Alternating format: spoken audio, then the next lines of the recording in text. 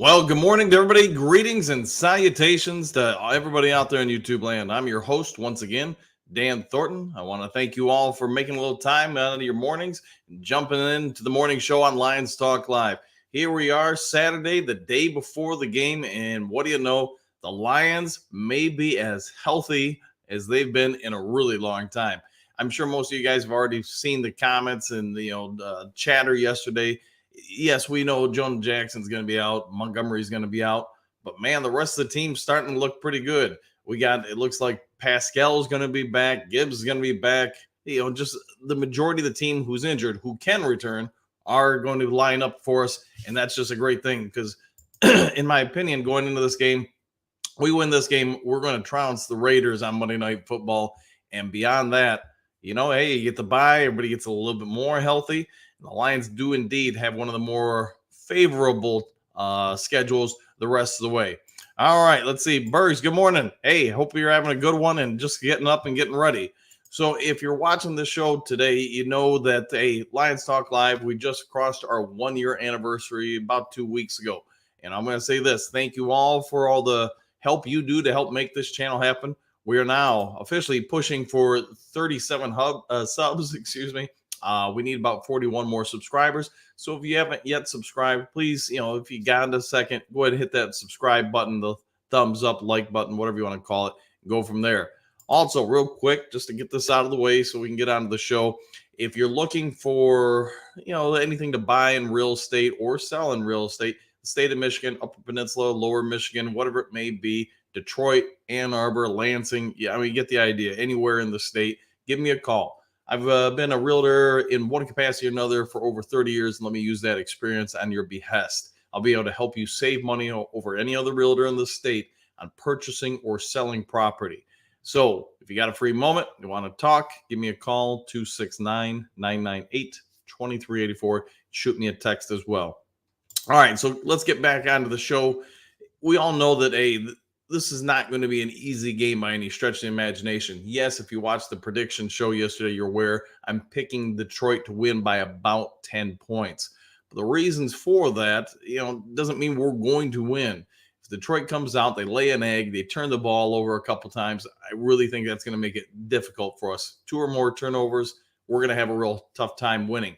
But I also think the way we're performing right now, hopefully it's not a factor. So let's now break down in today's show and talk about what we should expect out of both teams. Sorry, I see some comments in the section. So Detroit D, good morning, fellow Lions fans. One Pry, yeah, good morning to you too. One Funky, how are you doing? Good morning to you. Always good to see you guys in the chat. So the Lions, as you know, they're not going to have David Montgomery. So what can we expect out of the running game? It sounds like Dan Campbell has put a little bit of a feeler out to Gibbs and said, hey, I'm going to challenge you this game. I want you to be the workhorse. I want you to take us into the promised land. I want you to show everybody all this great ability you have and put it out there for the world to see. Now, he's done this once before. If you remember the Atlanta game when Montgomery was out, Gibbs was the workhorse. He got the majority of the snaps under center, and he had a pretty good game. All things said and done, by the end of the game, he was breaking off a few more larger runs, catching a few more passes. He just looked like the guy that we all expect him to see. Yes, the first quarter of that Atlanta Falcons game, he was a little hesitant, maybe a little nervous, whatever it was. Just it wasn't quite what he was the last 3 quarters of the game. So I'm hoping that he's able to really come out and establish a running game and make all Lions fans say, yeah, this is why we got this guy, so we could have 2 legit backs out there who are performing at a high level. All right, we got some more comments in the sections. Let's see. One Funky, what you got? The best defense we have seen and the best offense they have seen. Should be an interesting game. I'd say there's a lot of truth to that. So let's talk about the Ravens real quick. Unlike Tampa Bay, the Ravens typically this season aren't going to blitz a lot. As most of you guys know, Tampa Bay would blitz on about 70% of their snaps. We forced them out of it because about the middle of the second quarter, we had just done enough trap pulls, swing passes, screen passes, quick crossers, whatever you want to say, that it was really becoming less and less beneficial for the Buccaneers to keep running that. Because of that, they backed out of it. And I really think that was a disservice to themselves. Their defense still played okay, but when you could force teams to do or players to do what they do not want to do, now they become hesitant. Now they become, not as assertive, aggressive, etc. And because of that, I thought that impacted the Bucks more and more throughout the game. So, hey, you make calls as coaches, not all of them work. But what I would say is when it comes to the Ravens, they're mostly going to rely on that front four, maybe every once in a while 5 defenders to get after it. Now, I was talking with somebody. We had opened up a new office for work yesterday. I was talking to somebody and became aware I was a YouTuber. So they're picking the Ravens, and I was explaining why I was taking Detroit. They did ask. So last week, one of the things the Bucks could do that I thought was a big benefit to their defense is they could mask Laporta with Levante David, a linebacker. I don't think the Ravens are going to do that a ton. If they do, that's really going to help Detroit, in my opinion. I think both of their primary linebackers, they're okay in coverage. They're just not great. So that means you're going to have to move a secondary piece over to Laporta. Now, how does that impact things, you say? First down, I think the Ravens are going to mostly keep their base package out there, their best package on defense out there. But if we get them into second and thirds and shorts, now they're probably going to have to take one of those backers out of there, one of their better players, and have to put a cornerback or a safety on Laporta. That also opens them up in the running game because while I like both the starting corners, I guess you can make an argument for both safeties are pretty decent. I also think once they get to their nickel package, it's not nearly as sound as defending the run, and that's going to favor Detroit since Detroit typically doesn't use a lot of 21 personnel or two backs in the backfield. So with that being said, I think that's a matchup we're going to want to watch early and often. So anyways, all right, Steve, what do you got? Good morning to you too. Hey, Joe, good morning. Looking forward to this game. Yeah, I'm really surprised, Joe, and you guys, Daz, Steve, One Funky, everybody in the comment section. What did you guys think? I really anticipated this game would get flexed, maybe not to the night game, but I thought to the 4:00 game, since they only have a couple matchups to begin with, this has got to be one of the best matchups of the week. And hey, I don't have a problem with it being at 1:00, but I was really surprised by the NFL not doing that. I think it was a missed opportunity. All right, this stream is at a perfect time. Just about to get off work. Listen on my way home. Hey, I'm glad it works for you. It does sound like, I started this thing, man. I didn't really expect the morning show to be, this big a deal. But hey, I'm glad it's working out for a lot of people. Same here on the flex. Yeah, I was surprised by that. But hey, so be it. All right, so we talked about what to expect out of the Lions running game and, a little bit on the defense. Will say this: when the Ravens try to get after the quarterback, again, they're not going to blitz a ton, at least prior to this game of the season. I think we should expect a lot of stunts up front, especially at the interior line position. They'll leave their ends on a lot of one-on-one get to the quarterback assignments. So they're not going to do a whole lot typically to help them get freed up. They will blitz with their safeties a lot. So when they do send extra guys, typically it is from the safety position. So, and usually on delayed blitzes. All right. So we got some people in the comment section. All right. What do we got here? All right. One Funky. Let's see. I didn't think it would get flexed. I'm pretty sure the 1:00 game of the week. Yeah. And you're 100% right. It's not just the game of the week, in my opinion, at 1:00, but I think it's if it's not the best game this weekend, it's the number 2 best game. So I think a lot of people across the nation are going to be watching this one. And that really says something. You got not just people that are Lions fans showing up to watch Detroit. You got people from across the country or the NFL fan base that are lining up to watch us play more and more. All right, Joe, what do we got? So many great matchups. Lions O-line against Ravens pass rushers. Our receivers against their, quote, average cornerbacks. Lamar against our linebackers. Yeah, and, I'm thinking the game ultimately is going to come down to Detroit, and you guys let me know your thoughts. I think it's going to come down to our offense versus their defense. If our offense can come out in the first half and really build a 7, 10, 14, whatever it is point lead, I just think it's going to be real hard for Lamar Jackson and that offense, at least at this point in their season, to keep up with Detroit. Watching them throughout the week, their running game's not bad, but I do think our run defense is better. We'll see what happens tomorrow, though, right? It's their passing attack that I think they're really just for whatever reason they haven't clicked yet. Now watch, I say that, and tomorrow Lamar throws for 5,000 yards in the first quarter or something. But I mean, you get the point that I think it's just the fact that their offense at this point is pretty limited to just the rushing attack. The passing attack just hasn't clicked in yet. And they do have some good players. They do have some good receivers. I mean, one of the players I think we absolutely have to stop is Andrews, the tight end. I mean, he's legit. I'm not gonna say he's Laporta, but he's not far off. So we'll see what shakes out, I guess. All right, Daz, what do you got? What about JMO and Gibbs in the backfield at the same time? So go 21 personnel with Gibbs and JMO. What are you doing? Are you running JMO up the middle, or are you just having them out on screens, curls?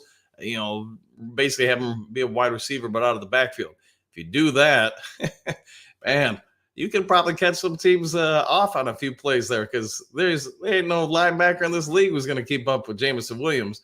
The other part of that is if you're just using him on, I guess out routes or quick outs, to the sidelines or stuff like that, boy, he might take some pretty good shots, because if they play zone coverage and just keep him in front, but I guess we'll have to wait and see what they do. But you don't have a bad point there, man. It would be something that I think you could toy with, and maybe not primarily do it all the time. But man, 2 or 3 plays a game, that's a matchup nightmare for a lot of defensive players that would be assigned to a running back.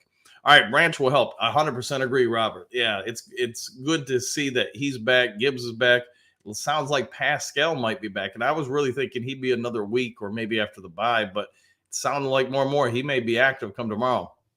Hope he is 100%. Yeah, he'll probably be fairly healthy. Then he'll probably power through the rest because of adrenaline or whatever have you. Bergs, what do you got? Best Lions morning talk show. Great content. Hey, thanks for that, man. Yeah, thanks very much for that, buddy. Ara, I would feel more comfortable about the run game if Big V and Jackson was playing. You bring up a point there, and I was going to talk about it. I had it in the notes. But what's going on with Big V? If he doesn't start tomorrow, that would mean 3 straight games that he's been healthy enough to dress but not play. Could it be that they're moving on from him? Did he? I guess I can't really say offhand the few games he played before the injury. I can't openly remember him playing poorly or anything, but I was a little surprised last week. The first week when he came back 2 weeks ago, I was like, all right, he's still not 100% healthy or whatever have you. Last week when he wasn't out there, I was like, that's a bit of a warning sign. Hold on a second. Excuse me about that. But yeah, if he doesn't start this week, I would say that's going to be a bit of an eyebrow raise. Jackson, yeah, I get it. He's not playing this week. I'm starting to think he won't play until after the bye, but we'll see. All right, Joe, who do you got? Who do you think AG will have, quote, Shabba Lamar? I don't think it's going to be one particular person.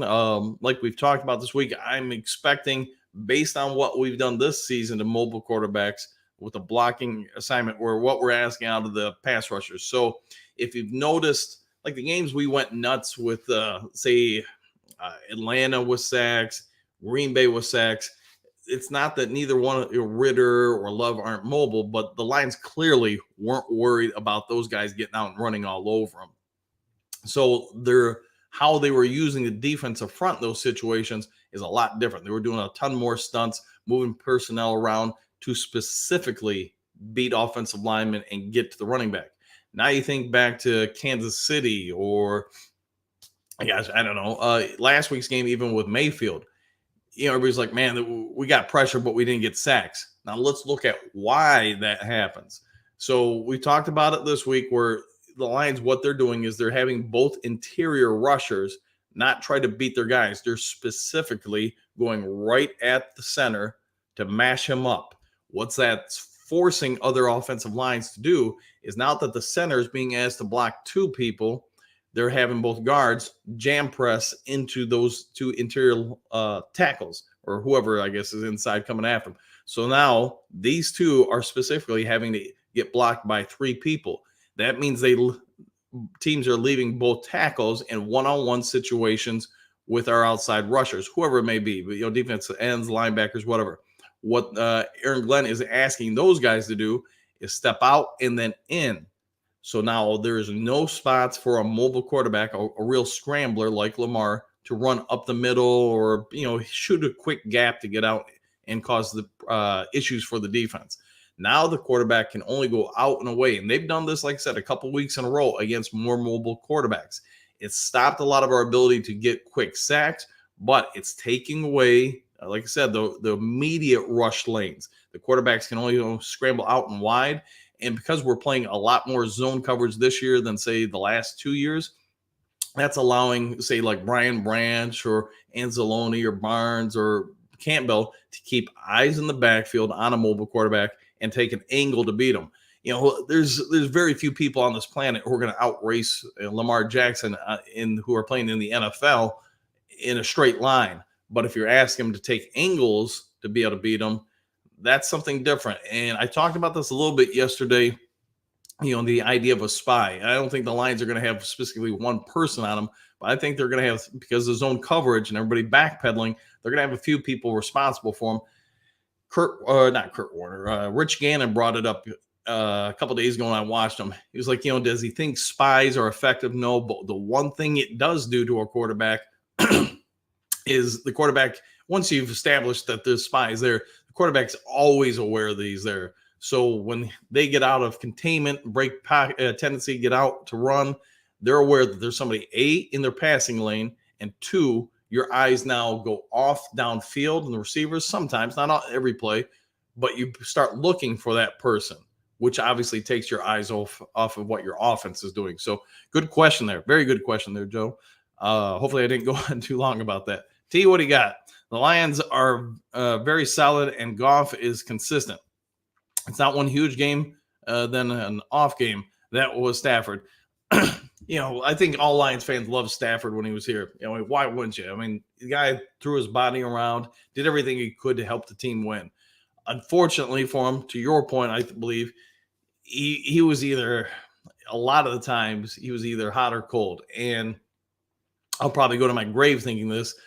I want to say about halfway through that first year after the trade, the Rams started becoming a little remorseful with the trade, because he had a stretch where, I don't remember, 3 or 4 straight games where he threw a pick six, and you could see his confidence was really shaken. The Rams, if you remember, were also at a point where they weren't 100% sure they would even make the playoffs. And that's when, you just gave up a bunch of draft capital to get Stafford. Well, they just gave up a whole lot more to bring in Von Miller, because I think at that point they were starting to worry that this defense may have to power us to the playoffs and then the Super Bowl. And if you remember that run, it's not that Stafford didn't have some great moments in the playoffs and then even the Super Bowl, but that defense had to really step up several times. So just food for thought. And again, that's just my opinion. All right, Basil, what do you got? If you were to bet money, do you think Holmes would trade a big-time player or just add depth before the trade deadline? If I was to bet money, I'm thinking he's just going to add some parts, some depth. Maybe I'm wrong. Maybe he goes for, whoever, but I don't think he's going to go out there and try to bring in, say, Patrick Surtain. I think he wants to keep his big firepower draft picks for trade days or trades on the draft, like the first day of the draft, whatever. If he wants to trade the first round pick, move up, down, probably to get more picks, whatever. That I could see happening. As far as this season, I would say third pick on down is probably what he's looking to trade to move around and get some parts. All right, Mile Marker, what do you got? Good morning. Good morning to you too. I'm glad for fans jumping on Lions bus. We long-term fans know who we are. Besides, the more the merrier. Hey, that's just a lot of people, fan base, I guess you could say. Yeah, a lot of them haven't stuck through it over the years. The bad times, not just the good times, but hey, it's good for the franchise. It's good for everything if you have new fans come in, and it's a whole lot easier to cheer on a winner than it is a team that struggles. So take the good with the bad.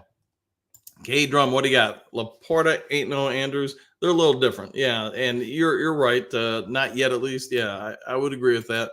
I just think at this point, Andrews, you're starting to see some signs that he's still playing at a great level, but you can also see some of the banging he's taken over the years, it's starting to wear on, just like it is with any player.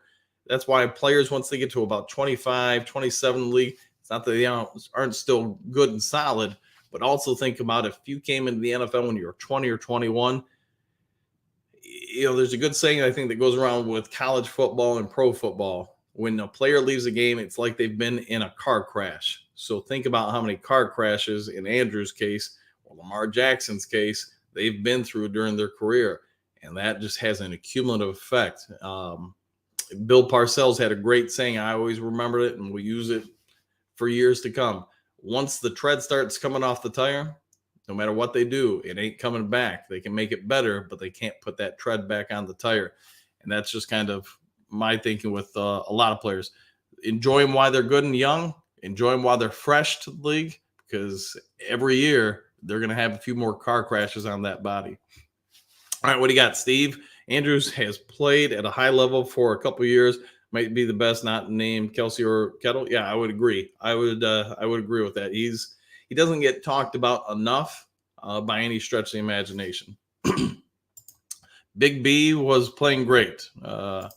No pressures allowed. Yeah, I agree with that. So that'll be one of the key points. Is like I said, I don't think the Lions are going to be going after Lamar in the capacity of, hey, they're not going to just all out try to get there, because that will open up too many rush lanes. So I would do look for the horseshoe, the funnel or whatever formation around them, and try to push everybody into them. Like Baker Mayfield and other quarterbacks you've seen this season, if you do that and you really get two guys pushing that center back at Lamar or any quarterback, it also means they can't step up in the pocket to throw. And a couple of times last week, it impacted Mayfield's ability to accurately throw downfield. He could still use all of his arm and all of his shoulder, but man, the accuracy goes way down. And in a game of inches, that's going to matter. All right, Marks, what do you got? I thought Gibbs would be the kind of running back to be able to handle a huge workload. I'm not seeing the Kamara comparisons. I would agree. Maybe he'll develop into it more. I get this coaching staff likes to ease players along as long as they have comparable, a talent around them where they don't have to throw them in there. But if he gives us 80 rushing tomorrow and 50 receiving, that's a pretty good game.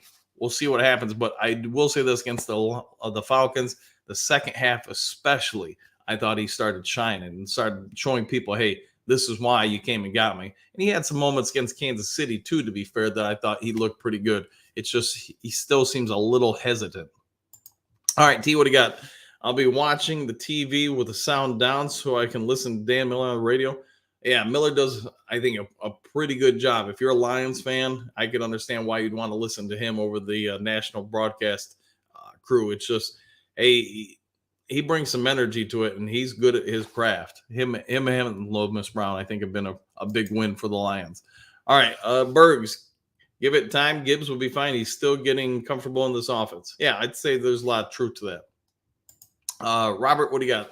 Is it time for a few trick plays? I would love to score 40-plus points. If we score 40, I'm guessing we will win the game fairly comfortably, but maybe I'm wrong. I will say this. I do think Ben Johnson didn't use any trick plays last week just to try to keep some things at bay here for this game. It would be an ideal matchup. And if you watch, especially how the linebackers and secondary play of Baltimore flow on the defense, there's a reason why they're very good. They're incredibly aggressive. They all flow to the ball and play backup defense. So one guy gets there, everybody else comes and helps clean up. The downside with that is they can be had with some trick plays because of the over pursue. So you get a strong fake going one way, and then there's nobody left on the backside. That's where you could really hit them. And I'm guessing Ben Johnson has seen that too. I mean, he does this for a living. I'm assuming he sees more than some dude on YouTube. But I would say, yeah, if they could do that, especially early in the game, just to cause some hesitation, cause a little bit of moment of doubt or pause from the Ravens defense. Now you get people being hesitant. They stop doing what they normally do, and you could really hit them with some more things that aren't even trick plays. We'll see what happens, though. But, yes, Robert, I'm with you. I would expect some tomorrow. All right, T. Holmes needs to build through the draft. I don't want anybody else's trash. We are good now and don't have to do that anymore. Yeah, so if you're going to trade for somebody, if it was me, it's got to be somebody that I'm thinking you say, all right, I can't get this player realistically in the draft. So Patrick Surtain would make sense to me, although I wouldn't be willing to give up more than a first round pick or whatever for him, just because he's still going to be on a rookie deal. He's still going to play at a high level, say for the next 5 years or so, and the affordability. Could I get a Surtain at number 25 through 32 in the first round next year? Probably not. So to me, the risk and reward makes sense there. I guess you can make an argument for Burns, the guy in Carolina. There's some other players, but man, like I was talking about, once a player starts getting to like 25, 26, 27, think about the amount of damage they've done to their body and how much longer can they sustain where they're at, let alone start slipping back. And that's my biggest issue if you trade for people. I don't know how many of you guys remember Pat Swilling. The Lions gave up, I want to say it was like the number 7 or 8 overall pick in the draft in the first round to get him. And I get this guy was Pro Bowl player, pass rusher, not Lawrence Taylor level, but, not a horribly far off from that. He got to Detroit, man. He looked incredibly average. And part of that, at least in my opinion, was the body can only do so much. At some point, it can't keep going forward. It starts going back. And unfortunately for Pat Swilling, he had some good times here in Detroit, just not the times he had in New Orleans. All right. Anyways, enough about that. Thomas, what do you got? The way this team is built, we will only be better next year. Still sitting pretty with the salary cap because of so many rookies. Yeah, they are. I would say this year, next year. After that, it starts getting dicey because you do have so many of the rookies who are going to come up and start getting paid. So they've got a window of opportunity for sure. And then after that window, say next year, Brad Holmes got to make some choices with some financial responsibility as far as where the team's going or whatever have you. But you got a chance for the number 1 seed this year, a chance for maybe a trip to the Super Bowl. It'll be interesting to see what it'll do, but we'll all know in about a week because really that's about when the trade deadline is going to pass. All right, mile marker, what do you got? Hey, chat, maybe if you haven't already, think about clicking like. Yeah, thanks for that. And also share and then copy. You don't have to send it, but still counts. Good for the channel. Thanks for that. I guess with the sharing stuff, to be honest, I had no idea. I know about the clicks, the likes, the comments, yada, yada. I know about that stuff, but the sharing stuff, I don't know. And on my end, I can't see how many people have, shared or liked or whatever. I can see it when I get out of the broadcast, but that's about it. All right, Basil, what do you got? All Gibbs has to do is gain a little more weight, muscle, and how Swift and Kamara did in their second season. There's probably a ton of truth to that they're going to probably focus on some of his lower leg strength and upper body mass in the upcoming season. The tough part is adding it without losing explosiveness, but they have a ton of people that will work with him in the training department to help achieve those. Good call on that, man. T, hey, what do you got? Hulk, smash that like button. Yeah, go for it, man. Rich, all right, what do you got? I also watch the Lions on TV and listen to Dan and Lomas on the radio. It's nice because the radio is 10 seconds ahead of the TV. Yeah, they have to do that, I think, nationally for television broadcast, just in case something were to get on to the TV screen that they don't want you to see, that they can handle it at that point. That's why there's the slight delay. But yeah, you're all right. Radio's for the most part instantaneous. All right, Steve, Swilling had speed rush and nothing else. Yeah, and I also, like I was saying, I do think by the time we got him, part of it was he was no longer ascending. He was starting to, come back as far as just age, physical beatings on the body, things of that sort. And who knows, maybe the drive, the inner motor was starting to leave him. But he was no Mike Kofer, but he wasn't bad. All right, Thomas, I can't wait to see what's going to look like with all these weapons on the field at the same time. Defense has to pick their poison. Yeah, and if kind of like I've talked about, man, I'm guessing on our defense, we're just going to say, hey, we're gonna shut down the run. Lamar, running backs, whoever, nobody's gonna go on us, and that's pretty consistent with what we've done all year. As far as what I said with a horseshoe around him, just take that avenue away from him. Just say, hey, Lamar, you're gonna beat us all game long, throwing to these receivers and Andrews. Then go ahead and do it. I mean, to your point, I think it's gonna be tough to limit both of them. the thing that really works to our advantage is so far this year, the Ravens just haven't been very sound in the passing game. They've had some moments, but just not consistent throughout the year or a particular game. And if our defense comes to play, that's really going to limit them. Branch is, I would say 80%, 90% healthy. That's going to be a huge plus for us as well. So we'll all find out come tomorrow. T, what do you got? No, the radio is behind my TV. I do it every week. What? Let me ask you guys. I like doing the live streams of the games, whatever. Some people like to come in and say, hey, break down the play or whatever, and I enjoy doing that. It's just every provider I've used so far, and to be fair, I've only used 2 or 3 of them. There's like a 10 to maybe 30-second delay, and some of you guys are seeing it so much faster than me. I think some of you get mad, or not mad, but almost like, man, I don't want to put anything in the comment section because I don't want to give away the spoiler for the next play. So I've really struggled. Like I've used the NFL Plus. I've used a couple different streaming services. I tried YouTube, their broadcast. It was the same thing. When I was doing the broadcast, like not everybody, but I would say half of you guys all saw the play, like I said, 20, 30 seconds before me. So, I just didn't make a great idea. So if you guys have any recommendations on game providers that are faster, let me know. Talking about the weapons, yeah. And I would say this for us, we're getting to the point on offense where it's going to be real tough for, I think, most defenses to match up with us. I can't think of anybody who's jumping up and down saying, yeah, let's go after the Detroit Lions. I mean, I get Baltimore well this weekend because it will be a nice challenge for their defense. But with Jameson now, that was probably the one dimension I thought the offense lacked, is just somebody to really extend defenses. I'm going to think that most of the time, defensive coordinators are going to have to put 2 people committed to him, unless you're going to do like Tampa Bay did. The one time you leave a single coverage on him, Goff catches it, sees it, reads it early, even against the blitz. You're asking a whole lot from one corner to cover Jameson Williams without pass interference, holding. You do everything I guess you'd have to in that moment to make sure it's not a touchdown. It's just there are very few people in this league that have his kind of speed. Tyreek Hill, and then I'd be struggling to think who else has his speed, especially at a cornerback that would match his size, speed, etc. All right, Mile Marco, what do you got? Yeah, usually mute the streams and watch the TV. It's also fun to see the streamer reactions. Yep. Full slate, what do you got? Have to get home this week, 4 of 6 and only 3 sacks. Yeah. And if, I don't know if we're going to be as focused on the sacks. Like I was saying, if we get them, I think that's awesome. I just think, they're going to be more worried about a containment formation on him. We'll see though. Maybe I'm wrong. Maybe they'll blitz the heck out of Lamar.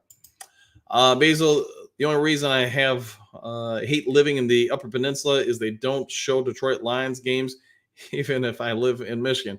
Who do you get? The Packers, I'm guessing then? That would be my anticipation then if they're not showing you Detroit.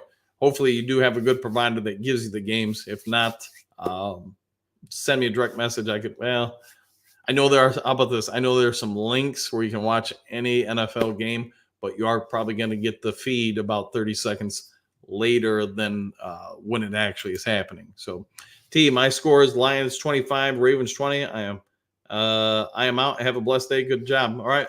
Same to you, T. Have a good one. I'm going Lions 28, Ravens 18. Right around there. I watch right in the UK. There are loads of fun, but at least one play behind. And they're probably the same problem I have, that watching on a service that is about 30 seconds or so behind. All right, we're getting to 34 minutes in. It's a Saturday. I think most of the news you guys have gotten all week long. I will have a morning show tomorrow, and then I'll have the post-game show, all that stuff. I won't do probably a live broadcast tomorrow. Just let everybody go watch and enjoy the game. If you guys have any questions, whatever, throw them in the comment section either now or whatever, and I'll try to get to them. If there is breaking news, you guys get it. I'll get it out as fast as I can to you. Otherwise, enjoy your Saturdays. Go watch some college football. Enjoy the day, whatever you're going to do. Have a great one. It's due 30 for me, so I'm going to get my morning Mountain Dew. I'll see you all in the next Lions Talk Live. Take care, guys.